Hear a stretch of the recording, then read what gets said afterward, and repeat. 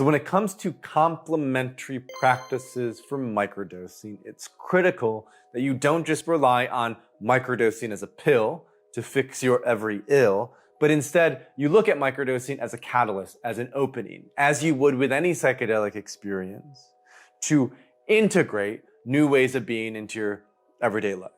So the way that I really love to work with microdosing is, especially if this is your first microdosing protocol, or even if it's your 10th microdosing protocol, pick one specific activity or practice to ground yourself in during your microdosing protocol. Now, there are a few that we'll review today. The first one is meditation. Meditation is by far the best practice that you can integrate with the help of a microdosing protocol. And that's because microdosing psychedelics tends to have a somewhat stimulating effect, especially if you're microdosing with LSD. And if you don't have a practice that helps to ground you, that helps you to remain in quietude and stillness, that helps you to cultivate patience as part of your practice, the microdosing could lead to more mania or anxiety. And so it's really, really critical that you integrate some sort of meditative practice as part of your microdosing protocol. Now, we know from scientific research that people who meditated for 6 weeks straight developed more gray matter in the brain. In other words, meditation helped with neuroplasticity. We also know that microdosing helps with neuroplasticity and adaptability, and that's why we love to combine the two, because 1 + 1 = 3.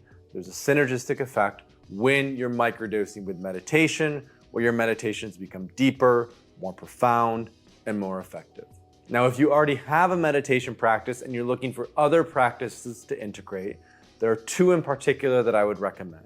The first one is yoga, some sort of active movement practice. Yoga for many is the most accessible.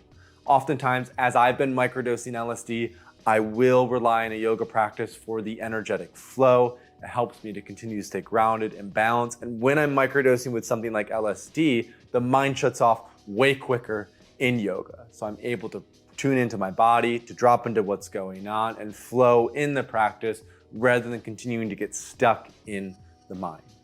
The other practice that's fantastic to combine with microdosing is some sort of breath work. Usually people will look to 2 different types of breath work. The first one is Wim Hof breath work, which is more of a performance-oriented breath work.